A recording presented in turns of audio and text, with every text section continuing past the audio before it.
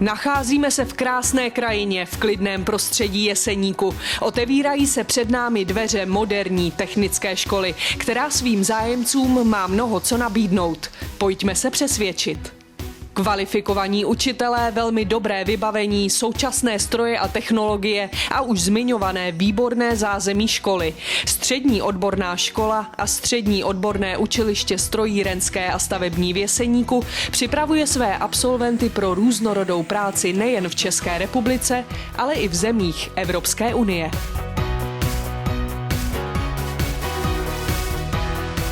Technicky kvalifikovaných pracovníků je na trhu nedostatek. Strojírenské a stavební obory místním žákům zajistí slibnou budoucnost. Ale vraťme se k samotné škole. Budovy jsou zrekonstruovány. Nový kabát dostala i školní kuchyně a jídelna. Žáci mají k dispozici posilovnu, hřiště, počítačové učebny a i pracoviště pro odborný výcvik se může pochlubit tím nejmodernějším vybavením v oblastech strojírenství a stavitelství.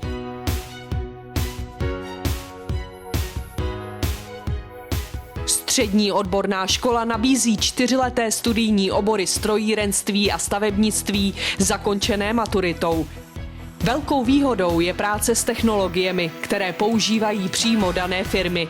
Absolventi v nich později mohou najít uplatnění nebo své znalosti dále zdokonalovat při studiu na vysokých školách.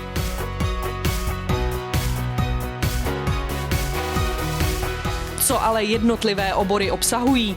Strojírenství je zaměřeno na počítačovou podporu konstruování a počítačovou podporu technologie. Žáci se učí kreslit strojní součásti a funkční celky na počítači v AutoCADu a vytvářet CNC programy.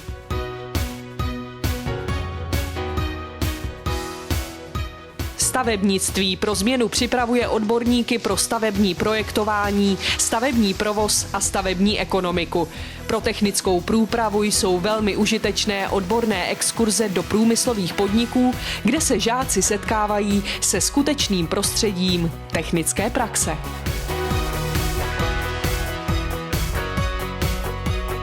Pokud jsme vás alespoň trochu nalákali, tak jedině dobře. A pokud vás nabídka této školy přesvědčila, přijďte ji navštívit osobně.